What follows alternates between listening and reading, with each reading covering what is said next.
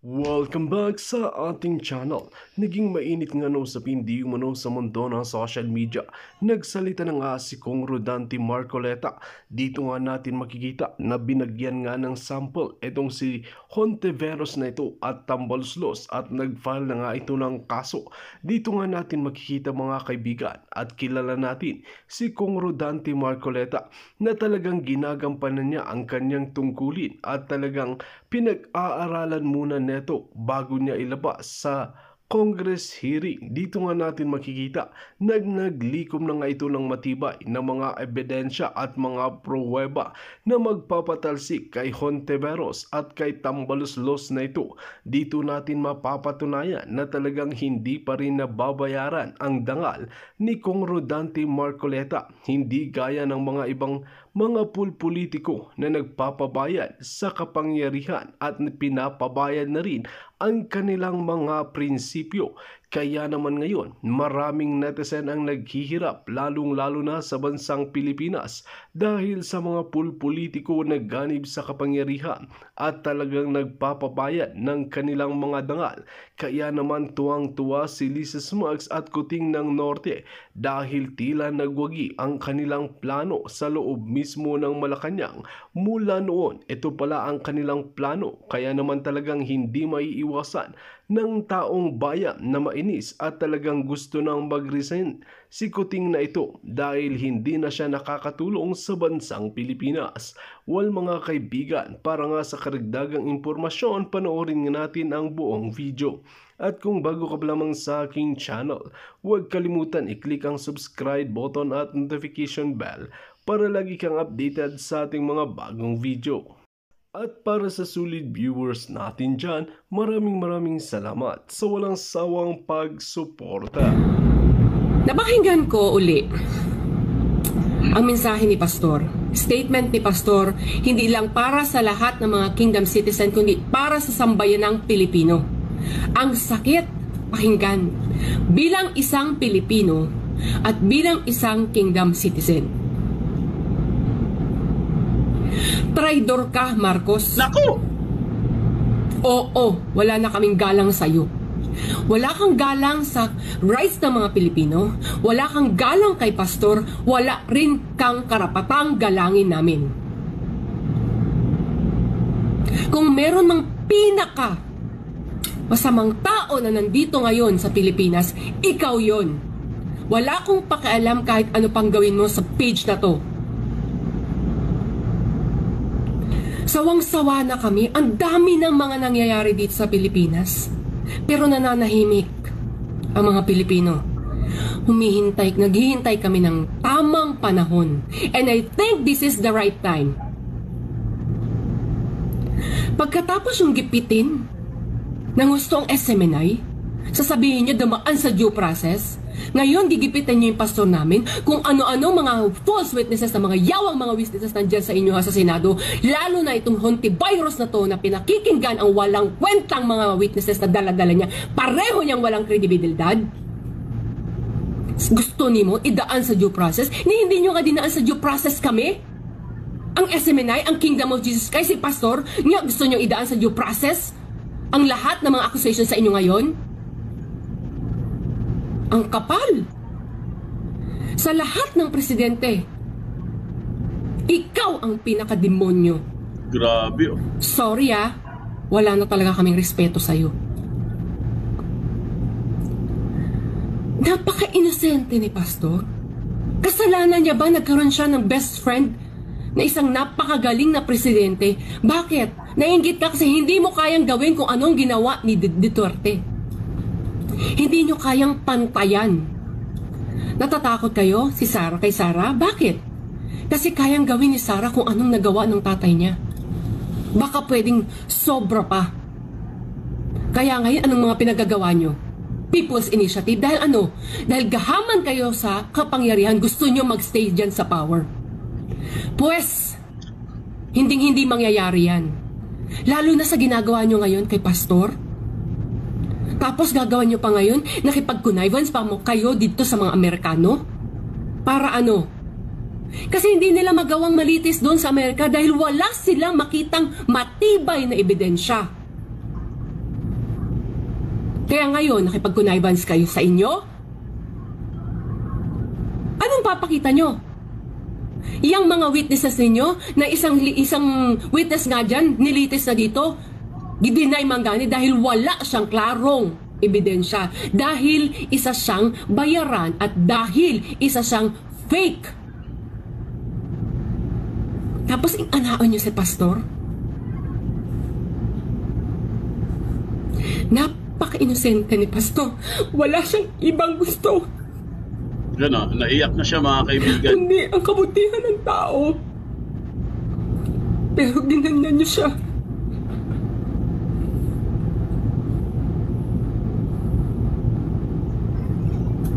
Kaya kaming dito sa kingdom. Pastor, sabihin mo lang, saan, kailan, tatayo at handa naming ialay ang buhay namin para mawala lang yung administrasyon na yan.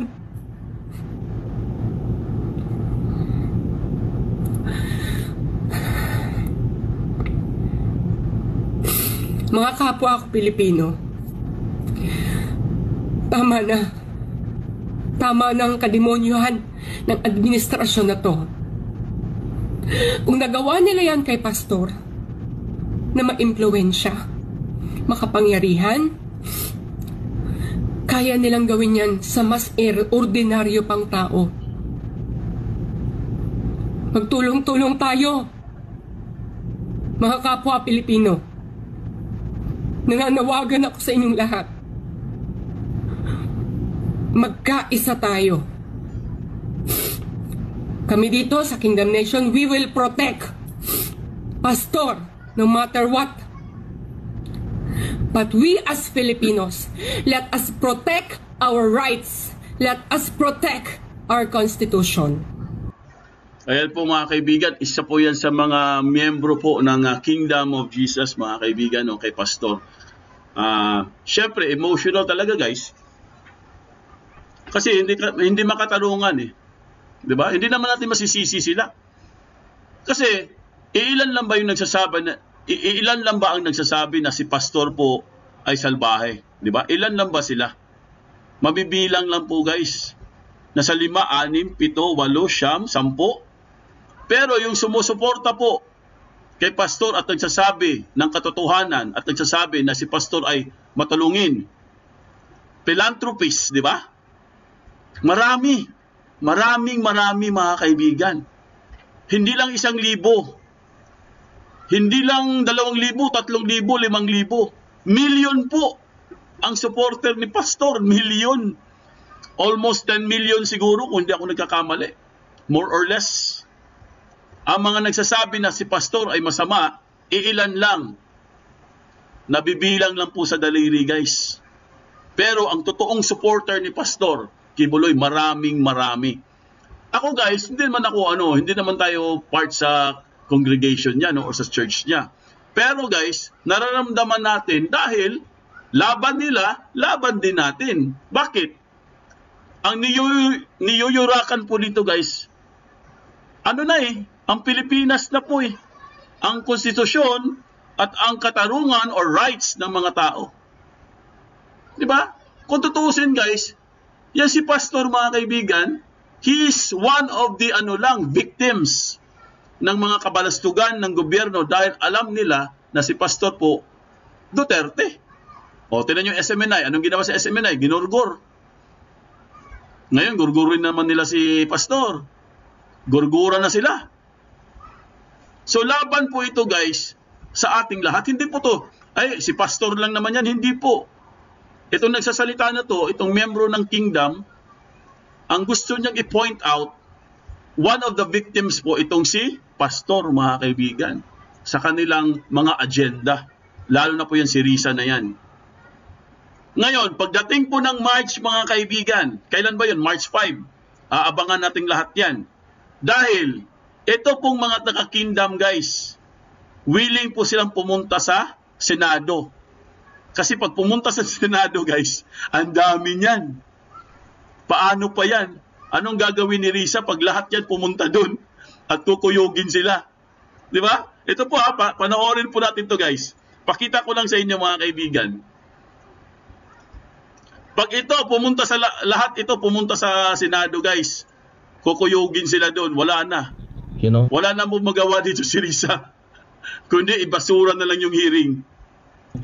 Tapos, ang itong mga ex-full-time workers nito, tinitake advantage nila yung kanilang pangangailangan. Kaya itong mga to, dahil nasa labas na, siguro pinangakuan, no? Huwag kang matakot kasi kumpleto kami, maraming mga lawyers dito, hindi ka namin iiwanan.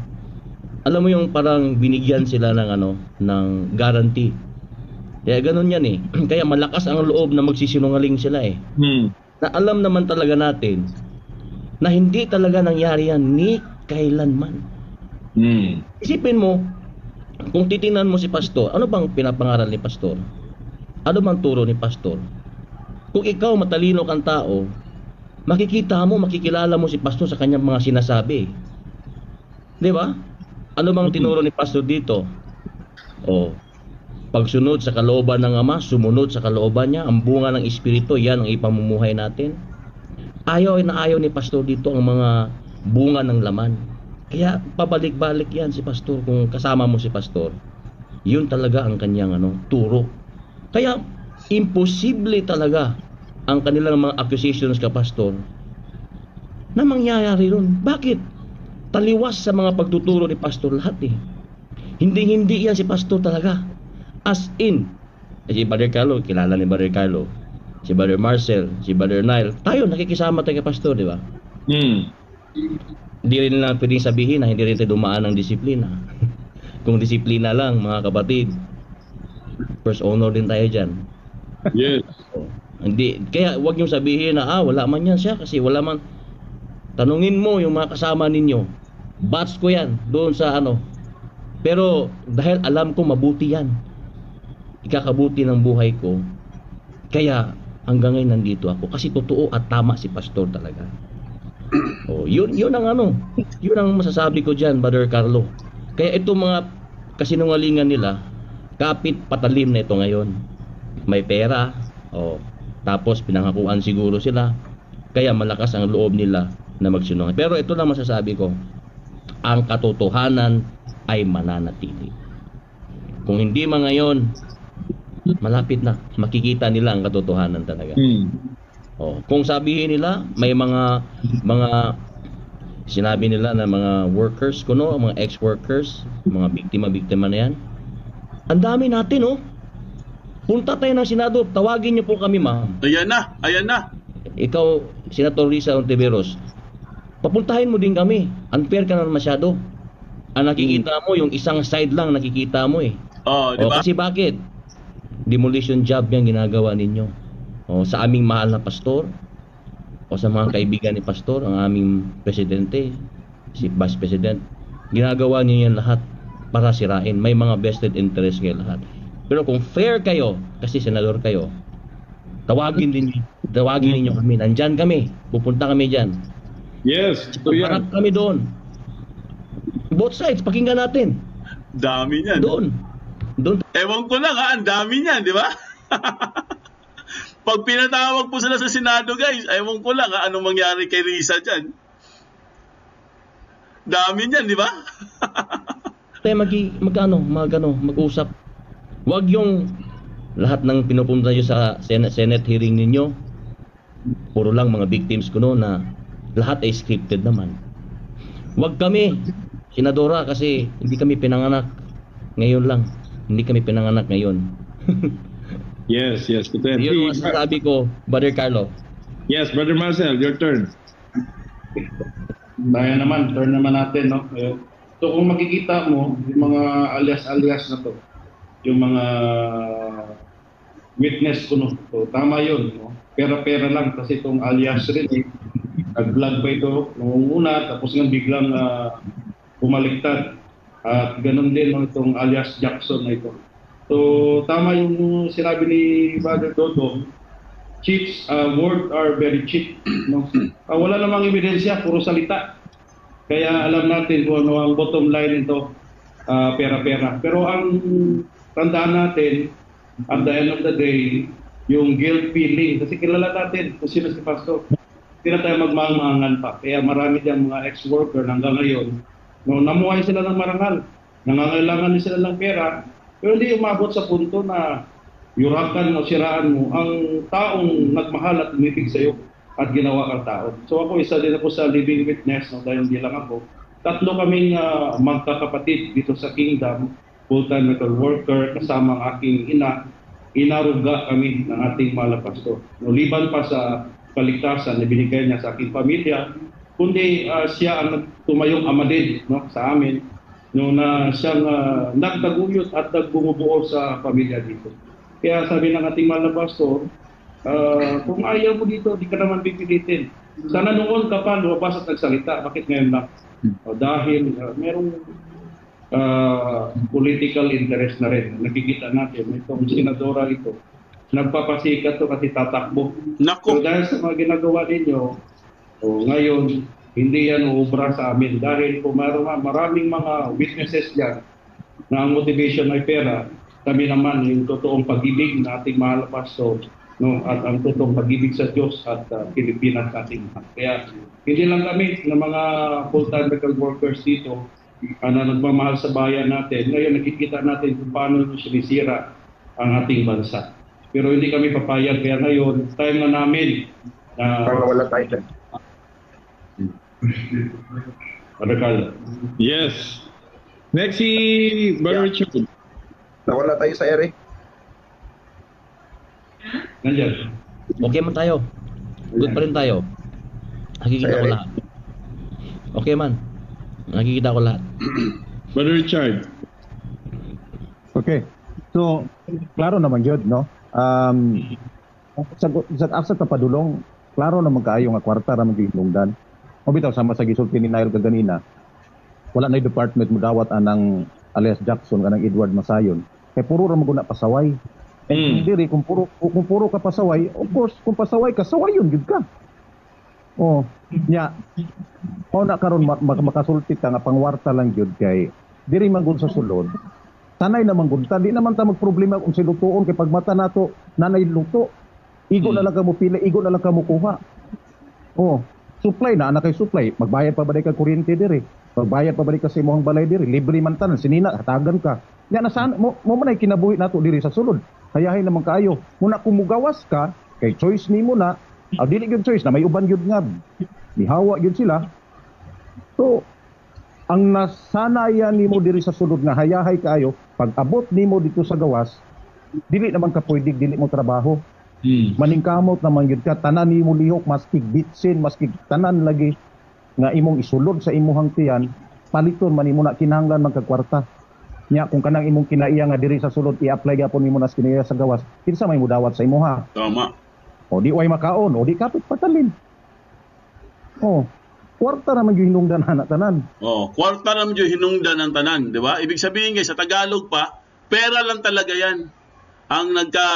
Pera lang talaga ang ano sa lahat na yan, no?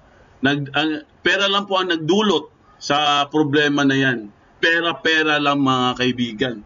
Biro nyo, libre sila lahat sa loob. Libre lahat, pagkain, damit, lahat. Provided sila guys, ni pastor. Tapos, yung iba nagkaaganyan pa. Di ba? Yan po ang masaklap dyan mga kaibigan. Kung sino pa yung mabait, no? Sino pa yung tumutulong? Sino pa yung handang magbigay lahat. Handang bumigay, no? Ibigay lahat. Siya pa yung masama. Di ba? Swerte nga sila talagang mabait si pastor At alagang-alaga po sila guys. Napakaswerte nila. Pero ano pong sukli? Ano ang sinusukli nila kay pastor? Ayan. Siya pa yung ano ngayon, siya pa yung akusado pa siya. 'Di ba? Kawawa naman. Ang dami niya na natulungan. Pag may mga sakuna, lalo na pag may mga lindol, mga bagyo, ayan. Andun po ang SMNI, andun ang Kingdom, namimigay ng ayuda. First responder. Tapos, ngayon, anong ginagawa kay pastor? Kinakastigo pa. Okay, kahayahay ka diri sa sulod. Hindi man sila magpadisiplina.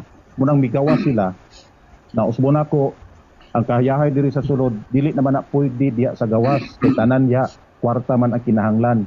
Nya asa man sila mga kwarta. Kinsa man po mudawat ang taon ni Edward Masayon. Dapat mo dawat sa iya kanang iyang kinaiya diri sa sulod nga gihimo. Buhaton po niya diya. Kinsa may mo napayliki. Dapat mo dawat. Oh, ito ang midawat lang. Oh, ang midawat lang sa iya kana pong virus. Virus. Yeah. Basta lang na ay Yes. oh, basta lang kay na ay pwede makaistorya. Munang ang purpose sa ako ang pagano, ang purpose nganong nakamaskara na sila para dili mailhan nato. Para dili mailhan nato ang ilahang ano kay wa man ay mga ano diri sa sulod in taon. Kaya pa, kahit pa nagmaskara-maskara umalingaw ngasaw yung mga baho nila Alam mo, ito mga lahat ng witnesses ni Ontiveros magkakamukha. Kahit pa nagmaskara, makikita mo ito magkakamukha. Mukhang pera lang. Alam mo bakit nagmamas yan? Kasi makikita yung mukha nilang nagsisinungaling. Kaya yun. Bakit ka magmamas? Ito sinasabi mo? Nagmamas ka, bakit? Kitang-kita sa mga mata mo, sa mukha mo, na nagsisinungaling ka. Yes. Klaro yun. Sabi nga ni Senator Robin Padilla, di ba? Ano sabi niya? Kung matapang kayo, totoo sinasabi, bakit matakip kayo? Pakita niyo yung mukha ninyo. Kung magkaya kayo. Alam na natin mga kapatid, di ba? Pinatabunan ng mga mukha kasi duwag yan na humarap sa katotohanan. Yes. Kasi sinungaling. Katulad nito mga kaibigan, no? Katulad nito guys, Congressman Rodante Marcoleta po.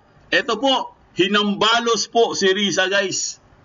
Ito congressman na to guys. Congressman na po ang nagsasabi. Si Congressman Marcoleta po ang nagbigay ng reaction guys na masama po or mali po ang ginawa sa Senado. Ito po, pakinggan natin guys. Si Congressman Marcoleta. Handa na ba kayo kay Marcoleta mga kaibigan? Ready na ba kayo? Sa mga hindi pa po nag-likes dyan, makipindot kayo guys.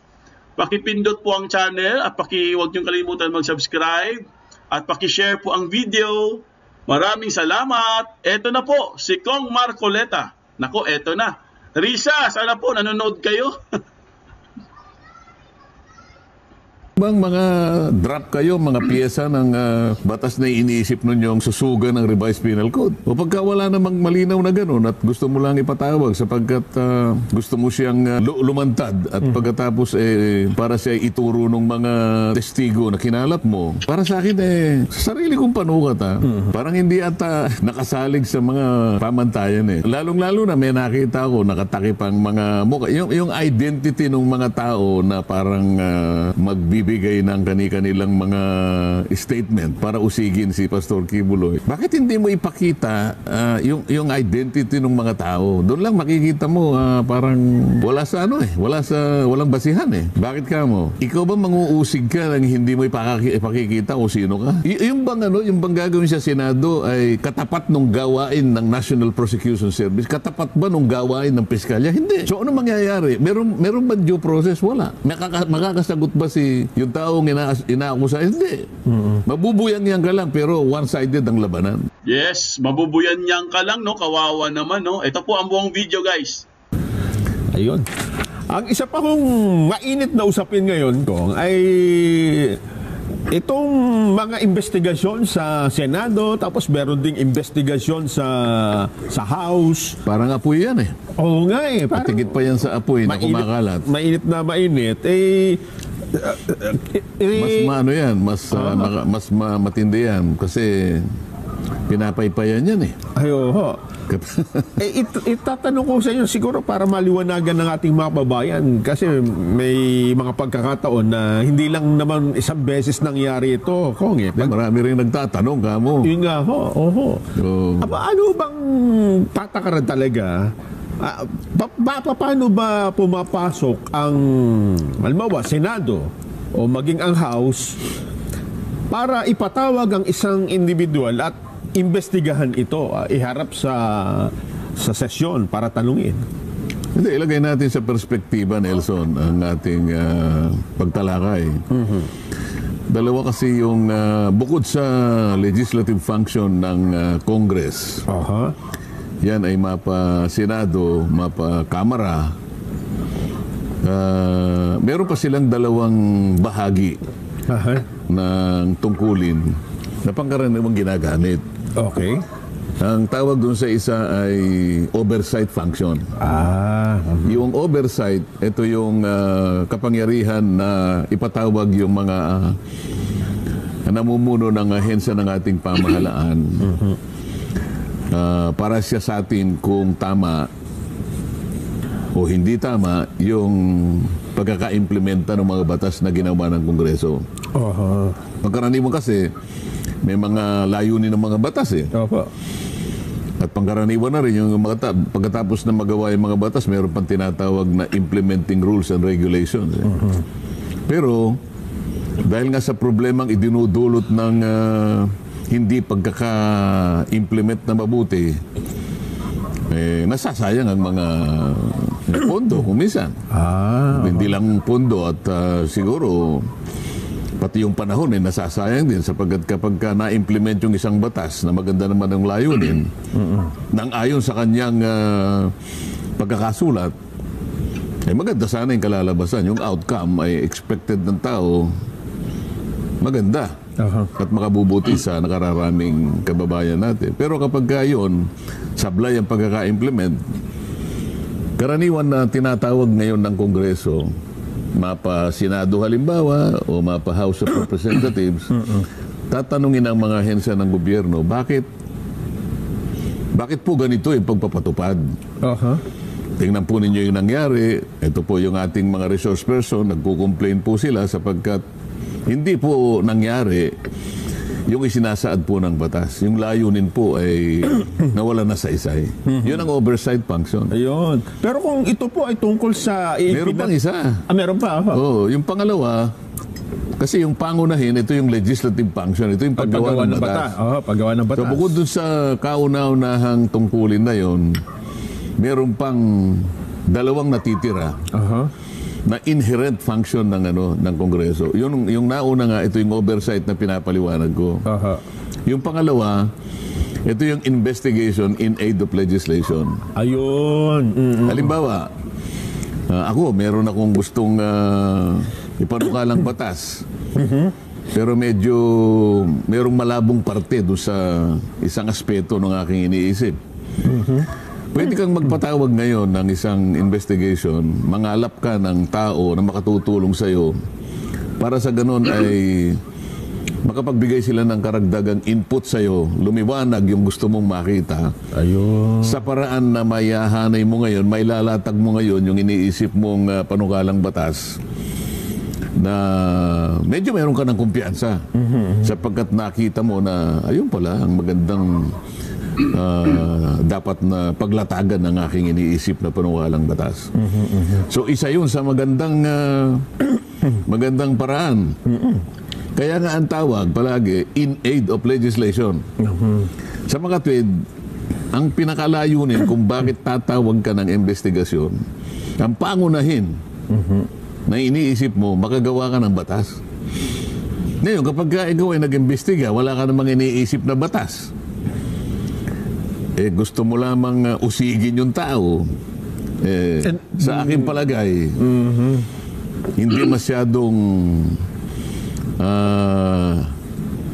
nakabatay sa mga tuntunin at pamantayan sa pamamagitan ng aming mga rules. Halimbawa, meron ka bang iniisip ngayon? Meron ka bang pinaghahalimbawa? Hindi kasi merong, sa Senado ho kasi, ang ongoing ngayon na mga pagdinig, itong sa kaso ni Apollo Kibuloy, Kong. Dahil ito ay ipinatatawag ng Senado, pero hindi po pumupunta Pero ang latest ay tinanggap na raw po yung subpina. Pero may babala po si Senador Risa Ontiveros na kung hindi ito pupunta ay ipapaaresto. Ang tanong ko po ay, ano ho ba yung pagdinig na ito sa Senado? Kasi private person po itong si Kibuloy, kung hindi ako nagkakamali. Hindi naman siya sa gobyerno. So siya ho ba ay iniimbestigahan in aid of legislation o yung una nyo sinabi, oversight? Hindi ba siguro oversight kasi wala namang tanggapan ng gobyerno? in aid of legislation siguro. Pero siguro, sana nandito siya para matanong natin. Di ba? Ayoko namang mag-second guess. Yung senador po? Oo, siya pala yung nagpatawag. Siya pala nagpatawag. Kasi ang alam ko dyan, kapag ikaw ay nagpatawag ng investigasyon in aid of legislation, sabi ko nga sa iyo kanina na pinapaliwanag natin, dapat sa likod ng kaisipan mo, meron ka ng pinaplano na batas na gusto mong isulong. At yun dapat ang nauna. Yun dapat ang mauuna. Yun dapat ang nag-motivate sa iyo kung bakit, halimbawa, ano ba yung inuusig kay Pastor Kibuloy? Pastor yan natin. Ano ba bakit siya inuusig? Ang nagpatindi po dito, bukod dun sa mga nauna na niyang mga kinakaharap na kaso, lalo yung sa Amerika, ay ito meron kasing nagsalita na si dating Pangulong Duterte daw po at si Vice President Sara Duterte ay tumanggap ng isang bag ng mga baril mula kay Kibuloy Kong. Hindi lamang yan, meron pang mga nauna. Meron pa mga sumbong na merong nakatakipong mukha na. Yung mga sexual abuse at iba pa. So ano ba yung sana nandito si Senator Risa Hontiveros para mula sa kanya malaman natin ano ba yung layunin ng iyong pag-iimbestiga, kasi alam ko in aid of legislation yan. Ano ba ang mga pinapanukala mo? Magpapanukala ka pa ng pag-aamyenda ng revised penal code, halimbawa. Kasi kung pinag-uusapan ay rape, halimbawa. O kaya acts of lasciviousness. Meron na bang mga draft kayo, mga piyesa ng batas na iniisip nun yung susugan ng revised penal code? O pagka wala namang malinaw na gano'n at gusto mo lang ipatawag sapagkat gusto mo siyang lumantad at pagkatapos para siya ituro ng mga testigo na kinalap mo, para sa akin sa sarili kong panukat parang hindi ata nakasalig sa mga pamantayan lalong-lalo na may nakita ko nakatakip ang mga mukha, yung identity ng mga tao na parang magbibigay ng kanilang mga statement para usigin si Pastor Kibuloy. Bakit hindi mo ipakita yung identity ng mga tao? Doon lang makikita mo parang hindi walang basihan Bakit ka mo? Ikaw ba manguusig ka nang hindi mo ipakikita kung sino ka? Maski naman sa pangkaraniwang pag-uusig na ginaganap sa mga piskalya natin. Kapag ikaw ay naghain ng asuntong kriminal sa kanino man na nakagawa sa iyo ng pagkakasala, ipakikita mo yung katauhan mo. Hindi ka tatanggapin ng piskal na magpapail ka ng asunto ng nakamaskara ka. Gagawa ka ng unang-una gagawa ka ng complaint affidavit. Doon ay pakikilala mo ang sarili mo. Pipirmahan mo pa ngayon sapagkat pag hindi mo pinirmahan yun, baliwala yun. Paano ngayon kung bakit mo ganun ba yung pamamaraan sa Senado kung halimbawa may uusigin ka kailangan nakatakip ang mga mukha ng mga testigo mo?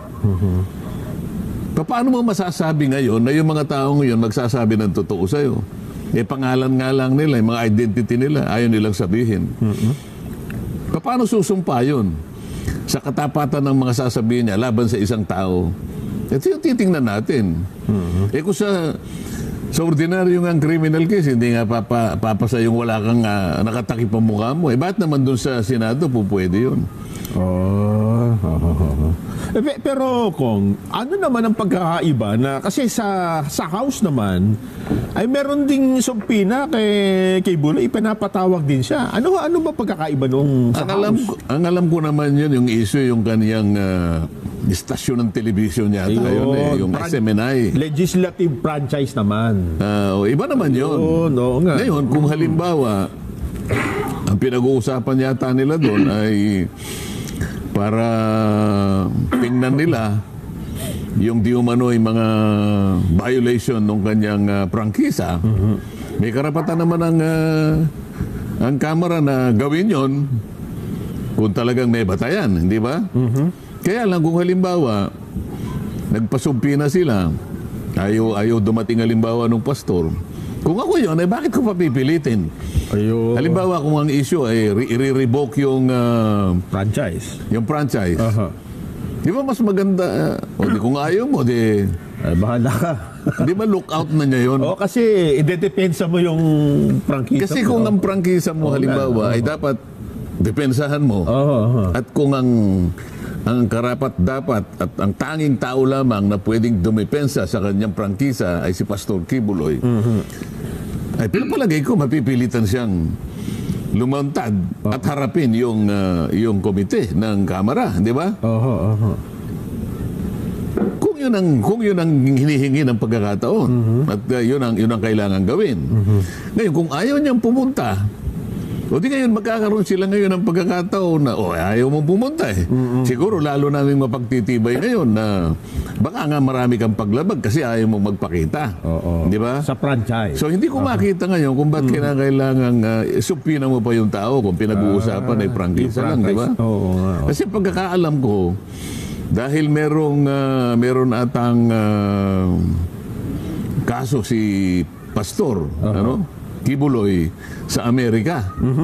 Na tinahanap din natin ng FBI. So, sa mga tuwid, yung tao ayaw niya magpakita. Kasi kapag nagpakita ka, baka yun ay yung huling pagpapakita mo. Baka ikaw ay... sa akin lang naman, ay baka ako yun ang nagiging dahilan kung bakit bantulot siya na lumitaw. Sa bagay. Di ba? So, balik tayo doon sa Senado. Unang-una, kapag nakatakip ang mukha mo, at ikaw ay nagsasaysay ng mga di umanong o nagbibigay ka ng aligasyon, ang una mong iisipin dito, paano ako nakakasiguro na ang sinasabi mo ay totoo sapagkat hindi ka sumumpa? Nakikita mo ba na lahat ng mga resource persons namin, Nelson, bago sila magsalita, bago sila magpahayag, ay sumusumpa sila na sila'y magsasaysay at magsasabi ng pawang katotohanan. Ngayon, ito hindi mo pinasumpa. Paano ka nakakasiguro magsasabi ito ng totoo? Hindi ko sinasabi sa'yo na kung mo sumumpa, magsasabi ng totoo. Ang sinasabi ko lang, yung pamantayan. Yung requirement. Yes. Ang requirement kasi, kinakailangan sumumpa ka muna. Para sa ganun, yung sasabihin mo, maitala na nagsasabi ka ng totoo. So sa mga dito, hindi mo mapapatibayan na sinasabi mo ito totoo sapagkat hindi ka sumumpa. Halimbawa ko, for the sake of argument, na doon, pero nakatakip pa rin. Pero pinasumpa nila, ano naman ang implication yung nakatakip yung muka? Sino yung sumumpa? Wala pa rin pagkatao yung sumumpa eh. Sapagkat hindi mo kinuha kasi itatala, bago ka umupo dyan, nakatala yung mga pangalan ninyo. Anong ahensya ang iyong nire-represent? Alam ng committee secretary. Pagkatapos, bago kayo magsisitindig para magpahayag, sabay-sabay kayong titindig, sasabihin niya, repeat after me. Sasabihin mo yung pangalan. Sasabihin mo yung pangalan mo eh. Paano ngayon dito? Paano mo pasusumpain? Nakatakip nga ang muka.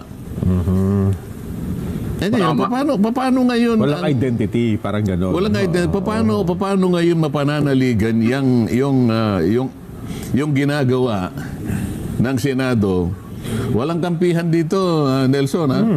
Sinasabi lang natin ito sapagkat marami nagtatanong sa atin.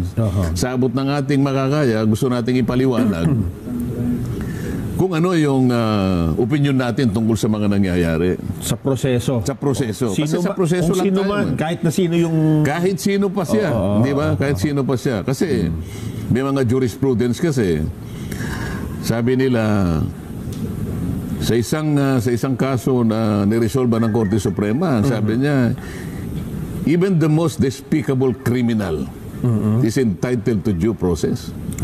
Paano ngayon halimbawa, kunwari si Pastor Kibuloy, gusto niyang gumawa ng paraan para sagutin yung mga aligasyon o paratang laban sa kanya. May witness din siya. Hindi pa, paano niya sasagutin? Hindi, kung maglabas siyang witness pero nakatakip din, Kong. Hindi hindi nga pwede. Yung isang mali, hindi maitutuwid ng isang pagkakamali. Okay. Akala ko tatanggapin nila. Ibig sabihin, inupasala ka na doon sa komite. Nabuyang-yang na ang pagkatao mo doon sa komite. Nakatakip ang muka. Paano ka sasagot? Oo nga, hindi mo kilala yung... Nakalagay naman sa ating mga batas.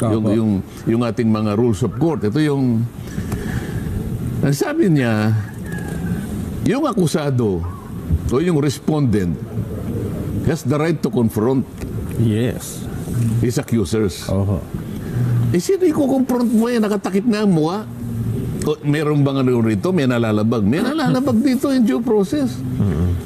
Bakit hindi na lang halimbawa, kung halimbawa naniniwala sila na yung tao nakagawa talaga ng sa kanilang paniwala nakagawa ng paglabag halimbawa at sang-ayon sa kanilang pagkakalap ng ebidensya ay magagamit nila para isampa ito sa korte.